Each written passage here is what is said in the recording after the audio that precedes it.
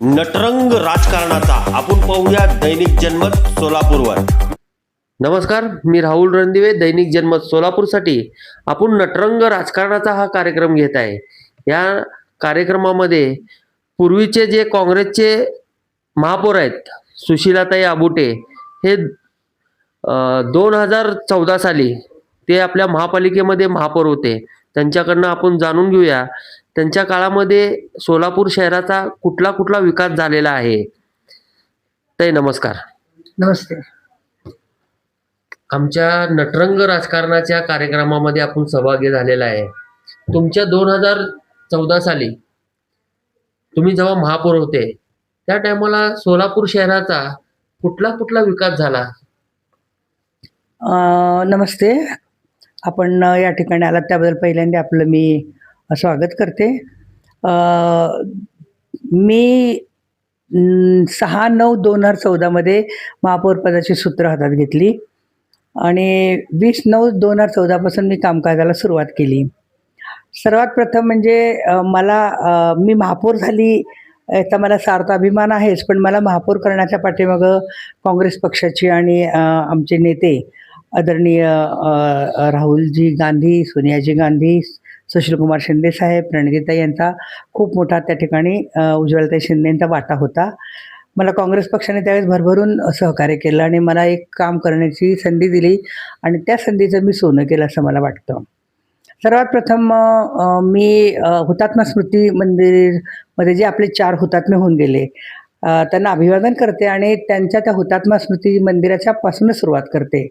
हुतात्मा स्मृती मंदिरचं मोडतोड झालेलं जे त्या ठिकाणी कार्य म्हणजे मंदिर होतं ते पहिल्यांदा मी त्या ठिकाणी हुतात्मा स्मृती दिनाचं औचित्य साधून 12 जानेवारीला पहिल्यांदा मी ते संपूर्ण एक चॅलेंज स्वीकारून ते संपूर्ण त्याचं सुशोभीकरण करून घेतलं आणि ते युद्ध पातळीवर केलं. त्यावेळी मला पत्रकार बंधूंनी विचारलं होतं की तुम्ही 12 तारखेलाच करणार का?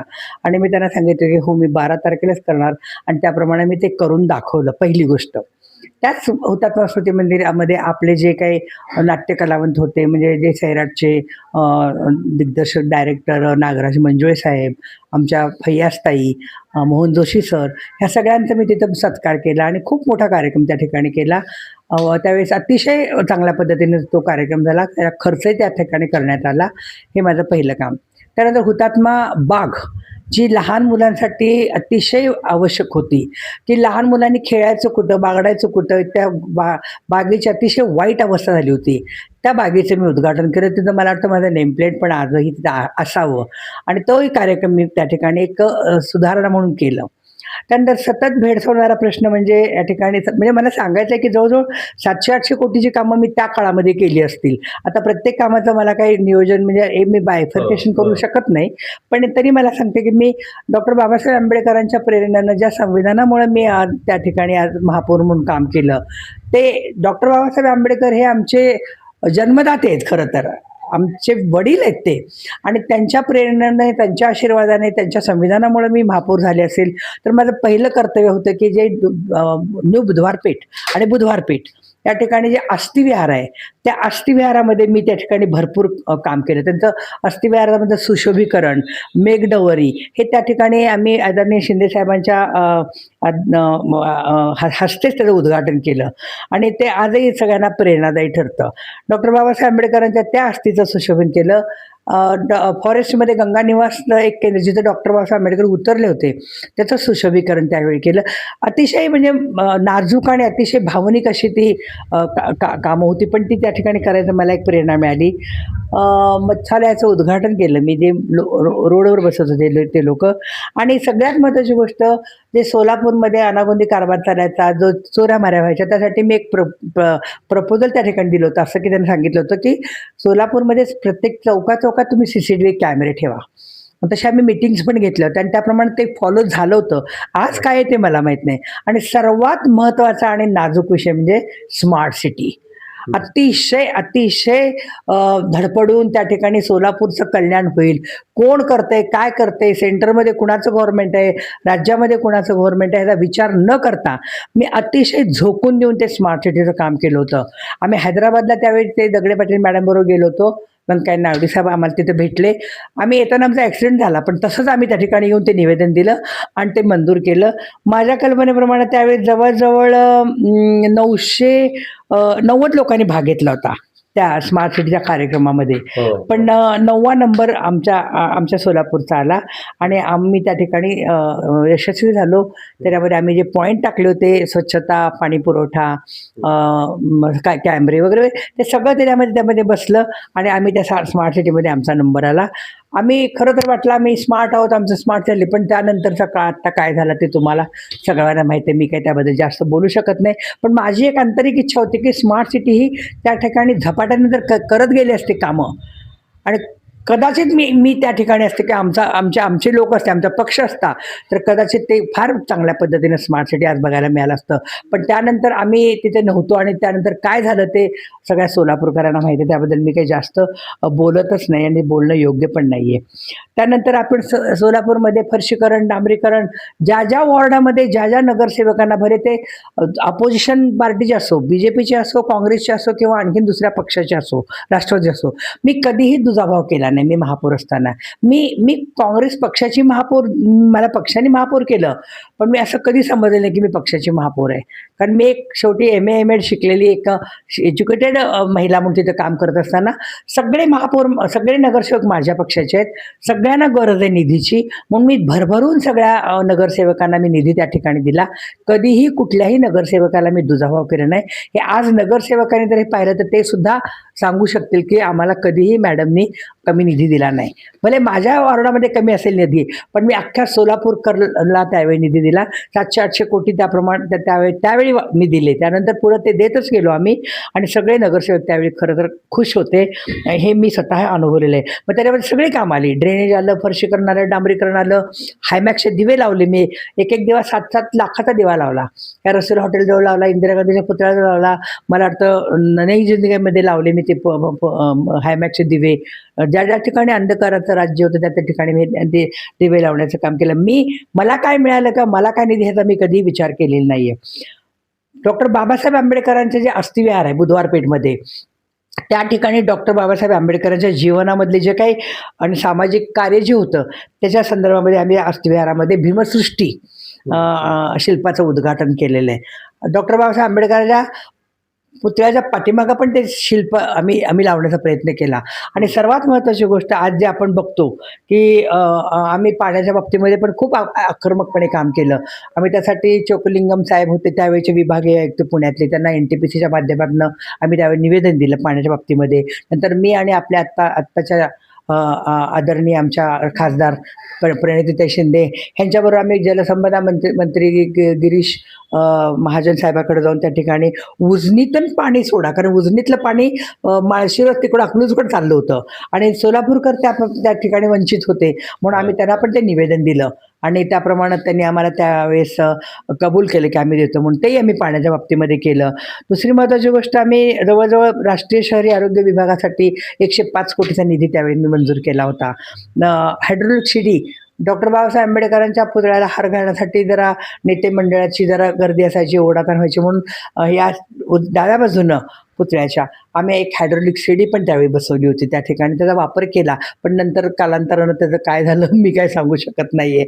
असंच एक महत्त्वाचं म्हणजे जे डॉक्टर बाबासाहेब आंबेडकरांच्या संविधानाचा संपूर्ण देशामध्ये वाजागाजा होतो, सगळ्या जगामध्ये होतो, ज्या डॉक्टर बाबासाहेब आंबेडकरांनी संपूर्ण जगातल्या घटनेचा अभ्यास केला, धर्माचा अभ्यास केला, पण शेवटी त्यांनी बौद्ध धर्म स्वीकारला आणि त्याच बौद्ध धर्माच्या ह्याच्यामध्ये स्वातंत्र्य, समता, बंधुता हे जे त्यांनी दाखवलं आणि लोकशाहीचा जे त्यांनी पाया रोवला, त्या लोकशाहीवरती, त्या समानतेवरती आज हा देश चालतोय. जाती जातीमध्ये चालत नाही, सर्व धर्म समभाव हे जे ब्रीदवाक्य आहे, सर्व धर्म समभावाने जर आपण सेक्युलरिझम म्हणतो त्याप्रमाणे हे आज आपण देश चालवतो. आणि त्याच संविधानाच्या बाबतीमध्ये आपल्या सोलापूरमध्ये बऱ्याच लोकांनी प्रयत्न केले असतील, मी नाही म्हणत, पण मी त्याचा इतका पाठपुरावा केला, कारण मी स्वतःला अभिमानाने सांगते की मी जय भीमवाली आहे, मी जय भीमवाली आहे.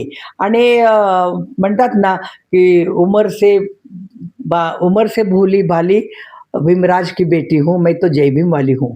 म्हणजे मला म्हणून मी ते पछाडल्यासारखं ते संविधानाचा स्तंभ त्या ठिकाणी अशोक स्तंभ उभा केला आणि पार्क चौकामध्ये. आणि आज ज्या वेळी ते तो चौक बघते त्यावेळी मला मला अभिमान वाटतो.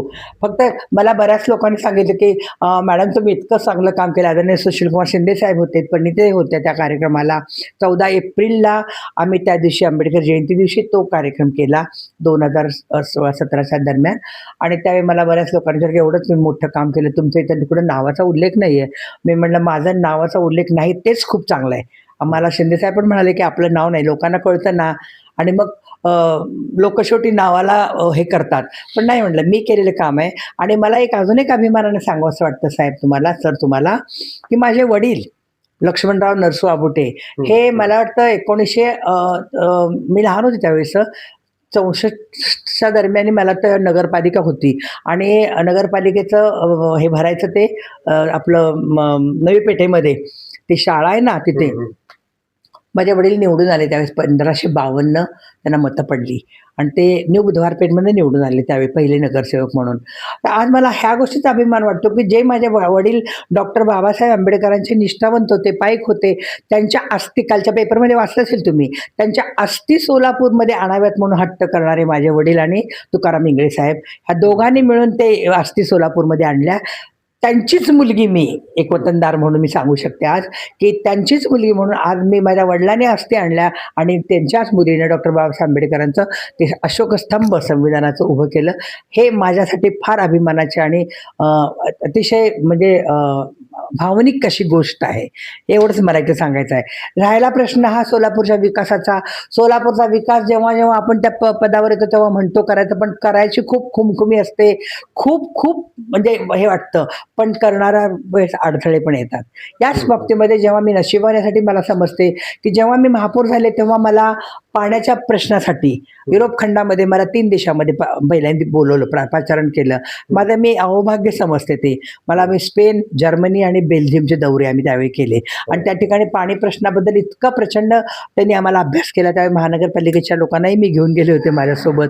ते मला म्हणतात की ताई तुमच्यामुळे आम्हाला यायला मिळालं. त्याचा नशिबाचा प्रश्न असतो. त्यानंतर आम्ही चांगमेला गेलो, त्यानंतर आम्ही बँकॉक पटायाला गेलो, माझ्याबरोबर त्यावेळेस कमिशनर पण होते. ह्या सगळ्यांच्या ठिकाणी आम्ही जे दौरे केले, जो अभ्यास केला तो आम्ही इथं आणून मांडण्याचा प्रयत्न केला. दिल्लीमध्ये घंटागाडीच्या संदर्भामध्ये मला बोलावणं आलं. वसुंधरा राजे त्यावेळेस होत्या, माझ्या पुस्तिकेमध्ये आहे ते सगळा त्याचा उल्लेख. तर त्यावेळी आम्ही घंटागाडीबद्दल पण प्रचंड अभ्यास केला. माझ्या नशिबानं मला 2 कमिशनर मिळाले, एक गुडेवारजी मिळाले, एक काळम पटेल मिळाले. आणि ह्यांच्या सगळ्याच्या मार्गदर्शनाखाली आम्ही त्या घंटागाड्या पण या ठिकाणी सोलापूरला केल्या. त्यानंतर मला डॉक्टर द्वारकाधीश कोटणीसांच्या त्या कामकाजाच्या बद्दल एक कृतज्ञता म्हणून त्या ठिकाणी आपण त्या ठिकाणी कृतज्ञ आहोत त्याच्या कामाबद्दल, कृतज्ञ आहोत आपण त्यांच्या कामाबद्दल. ते चीनचे लोक आजही मानतात. आणि म्हणून त्यांच्या त्या अभ्यासासाठी आम्हाला त्या ठिकाणी मला चीनला पण त्या ठिकाणी जाण्याचा योग आला. तर मी स्वतःला नशिबान समजते की मला बरेच देश फिरता आले काय. आणि त्यामुळे त्या देशाचा मला अभ्यास करता आला, स्वच्छतेचा अभ्यास करता आला. आणि हे सगळं मी महापौर पदाच्या काळामध्ये केलं. आपण किती कोटींचं काम केलं, किती आकडे मोठे सांगायचे फुगवून, किती कमी करायचे, ह्या मताशी मी सहमत नाही. मी काम अगदी तळागाळापासून काम केलं. अगदी लहानातल्या मंडळानं किंवा कार्यकर्त्यांनी जरी बोलवलं तरी मी त्या ठिकाणी आवर्जून जात होते. की मला वाटायचं की मला ही काम करण्याची संधी मिळालेली आहे, आपण या पदावर आहोत म्हणून आपण हे केलेलं. मी ज्येष्ठ नागरिकाचा कधीही ज्येष्ठ नागरिकांचा सत्कार त्या महानगरपालिकेत केला असेल असं मला वाटत नाही. पण माझ्या कारकिर्दीमध्ये शिंदे साहेबांना घेऊन मी त्या ठिकाणी सगळे ज्येष्ठ नागरिकांचा त्यावेळी सत्कार केला होता, त्यांच्या मागण्या पूर्ण केल्या होत्या. अशी बरीचशी कामं मी महानगरपालिकेमध्ये असताना केलेली आहेत आणि ते आजही विसरू शकत नाही. आणि सर्वात महत्त्वाचं म्हणजे मी बालनाट्य संमेलनं भरवली त्यावेळेस. आणि ती बालनाट्य संमेलन एवढी गाजली, एवढ्या मोठ्या दिंड्या निघाल्या त्यावेळी. कारण मी एक शिक्षिका असल्यामुळं, कॉलेजमध्ये शिकवत असल्यामुळं लहान मुलांच्या भावना, लहान मुलांचं जे ॲक्टिव्हिटीज असतात, जे सांस्कृतिकपणा असतो तो जोपासणं गरजेचं असतं. आणि त्याच्यामध्ये मी पूर्ण इन्व्हॉल्व होऊन ते काम त्या ठिकाणी केलेलं आहे ह्या सांस्कृतिक कार्यक्रमामध्ये. मॅडम, आता तुम्ही बघितलं तर आता भाजपाची सत्ता आहे काय, तुमच्या काळात एवढे सगळे कामं केले. भाजप म्हणते की स्मार्ट सिटी आमच्यामुळे झाली, काय नेमकं हे? एक मिनिट, काय झालं, स्मार्ट सिटी ही कुणाच्यामुळे झालेली नाही. स्मार्ट सिटी केवळ आणि केवळ माझ्या जिद्दीमुळे झालेली आहे. आमच्या काँग्रेस पक्षाने मला सांगितलं होतं इथे आपण स्मार्ट सिटी हा जो प्रोजेक्ट आहे हा तर सेंट्रल गव्हर्नमेंटमधून आला होता, वास्तविकता भाजपच्या लोकांचा होता. त्यांचं म्हणणं असं आहे, आम्हाला काँग्रेसच्या लोकांना तशी तर महापौर म्हणून तर मला काही आवश्यकता नव्हती. एक दिवसाचा काहीतरी मुदतीचा प्रश्न होता, तो गेला. आम्ही त्याच्यामध्ये अतिशय कष्टानं जिद्दीनं ते प्रोजेक्ट मांडलं आम्ही त्या ठिकाणी, मी काळम पाटील साहेबांनी. मी एकमेव महिला अशी आहे की त्या स्मार्ट सिटीच्या त्या इंटरव्ह्यूला एकही महापौर नव्हता आला मुंबईमध्ये.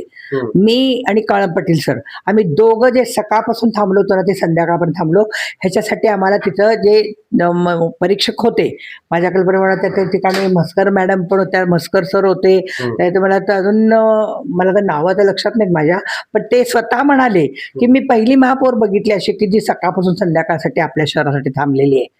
आणि आम्ही ते केलं, करून घेतलं. रात्री 12-12 वाजता आम्ही लोकांच्याकडनं प्रश्नावली घेऊन त्याचा अभ्यास करून आम्ही ते सादर केलेलं आहे. म्हणजे इतक्या मोठ्या प्रमाणामध्ये आम्ही काम केलेलं आहे. अतिशय चांगल्या पद्धतीने ते स्मार्ट सिटीचे आम्ही जे मुद्दे दिले होते ते त्यांनी उचलून धरले आणि आम्हाला स्मार्ट सिटी आम्ही मंजूर केलेली आहे. आम्ही मंजूर केलेली स्मार्ट सिटी मी 2015-16च्या काळात काम केलं. 17ला तर इलेक्शनच लागलं नाही. 17ला माझ्यानंतर 2 महापौर झाल्या. काय केलं त्यांनी, मी डायरेक्ट विचारतीये की आम्ही तुम्हाला दिलं एक छोटंसं रोपटं आम्ही लावून दिलं तुम्हाला, असं समजा. त्या रोपट्याला खतपाणी घालून आम्ही ते रोपटं मोठं केलं, पण त्याची जोपासना करून त्याला वाढवण्याचं काम तर ह्या लोकांचं होतं ना. नंतरच्या आम्ही असतो तर आम्ही केलं असतं. मग पुढं काय झालं, सगळ्या सोलापूरकरांना माहिती आहे की नंतरच्या बीजेपीच्या महापौरांनी काय केलं. वास्तविकता सगळं ते सर आम्ही काँग्रेस पक्षाने आम्ही केलेलं आहे ते काम स्मार्ट सिटीचं, पण त्यानंतर ह्यांनी कुणीही काही केलेलं नाहीये. आणि आज काय अवस्था आहे सोलापूरची, किती दुरावस्था झालेली आहे. विमानसेवेच्या बाबतीत तसंच झालेलं आहे. बाकीच्या सगळ्या गोष्टीमध्ये आमच्या खासदार प्रणितीताई शिंदे दरवेळेस प्रकर्षानं प्रश्न मांडतात. काय होतं हे तर सगळ्याला माहीत झालंय. विमानसेवा चालू झालेली आहे आता. प्रश्न विमानसेवेचा नाही म्हणत मी, विमानसेवा चालू झाली, पण काय अवस्था आहे. एक दिवस बंद असतं, एक दिवस चालू असतं, एक दिवस कोणी तर नसतं. त्याची काही गॅरंटी, लोकांना भीती आहे त्या विमानात बसायची. आज भीती आहे लोकांना, विमानात बसलं तर पोचतो की नाही त्या ठिकाणी. धडाधड वरची मोठी मोठी विमानं कॅन्सल करतात. लोकांच्या काय हालत झाल्या बघितलं ना तुम्ही मधल्या काळामध्ये पेपरमध्ये. अक्षरशः त्याला त्या स्टेशन रेल्वे स्टेशनचं स्वरूप आलं होतं. मग आणि तुम्ही इथल्या विमानतळाची काय गॅरंटी ऑलरेडी देऊ शकता. आता मुंबई गोव्याचं विमान कॅन्सल झालं ना, का नाही झालं. मधल्या काळात झालं कॅन्सल, झालं कॅन्सल. ते तिकीट रेट वाढवले, सगळे वाढवले. आणि आता इथे जरी विमानात बसून जायचं म्हणतर भीती वाटते की बाबा हे विमान नीट व्यवस्थित उडल का, जाईल का तिथपर्यंत, तिथून येईल का. झालं तुमच्या क्रेडिट घ्यायचं होतं कोणाला कोणाला काय काय काय काय. कसं असतं सर, पायाखालची माणसं तुम्हाला दिसत नाहीयेत, फक्त कळस दिसा लागलाय. ज्या महात्मा गांधीजींनी, ज्या डॉक्टर बाबासाहेब आंबेडकरांनी, ज्या ज्योतिराव फुल्यांनी, ज्या छत्रपती शाहू महाराजांनी या भारतामध्ये, या महाराष्ट्रामध्ये जी पाळंमुळं रुजवली ती कुठं पलीकडे चालली, तर तिसरीच नावं यायला लागलीत पुढं. म्हणजे हा जो इतिहास जर पुसायचा प्रयत्न असेल शिवाजी महाराजांचं, आंबेडकरांचं, शाहू महाराजांचं, ज्योतिराव फुल्यांचं, हे जे चाललंय ते हे लोकांना कळत नाही असं नाहीये. दुहेरी पाईपलाईन तुमच्या काळामध्ये, आमच्या सुशीलकुमार शिंदे साहेबांनी त्या काळामध्ये मला वाटतं 1978-80चा काळ असेल तो, त्यावेळी मी राजकारणात नव्हती, क्रियाशील होते. अक्षरशः सगळ्यांनी वेड्यात काढलं, सगळ्यांनी नावं ठेवली त्यावेळेस. पण साहेबांनी कुठलाही विचार न करता ती दुहेरी पाईपलाईन इथं म्हणजे सोलापूरला उजनीचं पाणी आणलं. मला एक सांगा, स्मार्ट सिटीचं आम्ही काम केलं ते कुठं दिसत नाहीये. तुम्ही म्हणता आम्ही रस्ते काढले, अमकं केलं तमकं केलं, दिसत नाही. ह्या 10-12 वर्षामध्ये भाजप सरकारने काय केलं हो, कमीत कमी लोक आज पाणी तरी पितात. आणि त्यावेळी प्रत्येक वेळी जोपर्यंत सोलापूरमध्ये उजनी आहे, जोपर्यंत सोलापूरमध्ये तुम्ही आम्ही आहोत, तोपर्यंत उजनीचं पाणी आपण पितो. आणि त्या उजनीच्या पाण्याबरोबर सुशीलकुमार शिंदे साहेबांचं नाव येणार म्हणजे येणारच. मला सांगा, आता नव्याने जी दुहेरी पाईपलाईन झाली ती पूर्ण झालेली आहे. जेव्हा शिंदे साहेबांनी ती एक आणली दुहेरी पाईपलाईन, बरोबर आहे, ती झाली. आता नव्याने जी आणली आहे त्याचं पूर्ण काम झालेलं आहे. बरं, मग स्मार्ट सिटीमध्ये हे दुहेरी पाईपलाईनला पैसे दिले गेले का? काय नेमकं होतं त्या टायमाला तुमच्या ह्याच्यात? त्यावेळी पण मंजूर केलेच होते पैसे सगळे. हॅलो, त्यावेळी पैसे मंजूर केले होते. ते काम काही ना काहीतरी की तुला श्रेय का मला श्रेय, मला श्रेय का तुला श्रेय मध्ये हे सगळं राजकारण तुम्हाला तर माहिती आहे. मी काही एवढं खोलात जाऊन बोलत नाहीये. एवढं हे सगळ्या गोष्टींना तुम्ही निधी देता आणि पाण्यासारख्या नाजूक प्रश्नाला निधी मंजूर होऊ शकत नाही का? जो कुणी का असेना बघा, या ठिकाणी पाण्याच्या बाबतीमध्ये पक्ष हा 2 मिनिटं आपण बाजूला ठेवू, कुठला का असेना पक्ष. आमच्या साहेबांनी पक्ष लोक बाजूला ठेवूनच पाणी आणलं ना उजनीचं इथं, सगळ्यांचा रोष पत्करून. किती लोकांनी त्यावेळी सांगितलं, इतक्या लांबून पाईपलाईन सोलापूरला घेऊन जायची, हे काय चेष्टा आहे का? हे काय खायचं आहे का? गोष्टी आहेत का? पण साहेबांनी ते केलं ना लोकांसाठी. त्यावेळी ते बोलले का हा पक्ष तो माणूस, हा माणूस माझा म्हणून. म्हणजे कुणी का असेना, माझं म्हणणं एवढंच आहे, निपक्षपातीपणे जर काम केलं तर त्या दुहेरी पाईपलाईन कुणी मंजूर केला, कुणी नाही मंजूर केला हे महत्वाचं नाही. पाणी येणं महत्वाचं आहे लोकांना इथं, आणि ते यायला पाहिजे, एवढं मला म्हणायचं आहे.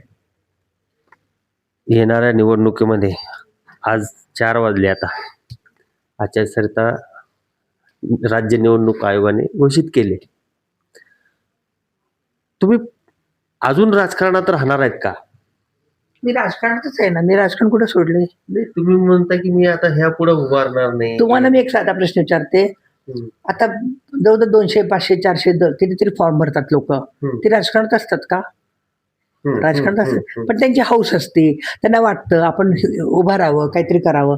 राजकारणात नसतात ती माणसं, त्यांना काहीतरी काम करायचं असतं, सोलापूरचा विकास करायचा असतो, किंवा इनडायरेक्ट आपण म्हणून स्वतःचा विकास करायचा असेल काहीतरी, ते येतात. ते काही राजकारणी नसतात.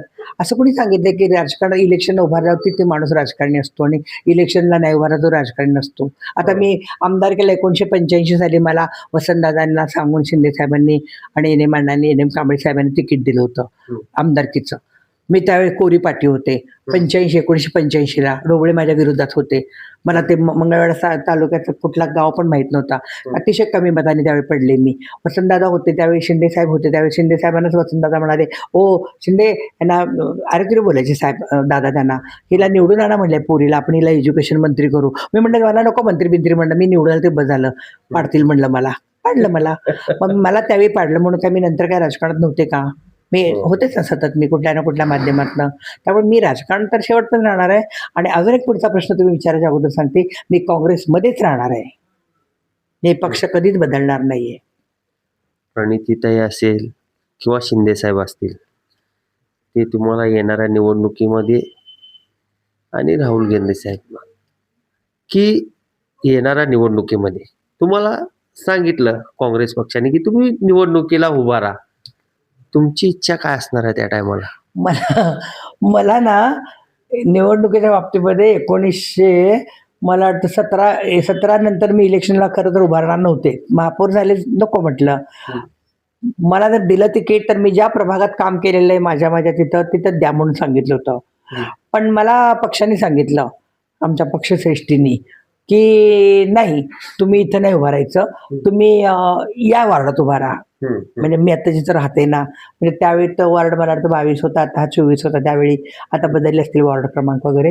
म्हणजे माझं इकडं काही काम नाहीये किंवा मी इथं आपल्या पक्षाचं इथं काही नाहीये, नको मला तिथंच पाहिजे म्हणून मी हट्ट केला. मग ते वर्षा लेवलपर्यंत ती गोष्ट गेली. अशोक चव्हाण त्यावेळी आमचे महाराष्ट्राचे अध्यक्ष होते, तेही म्हणाले त्यांच्या वॉर्डात द्या.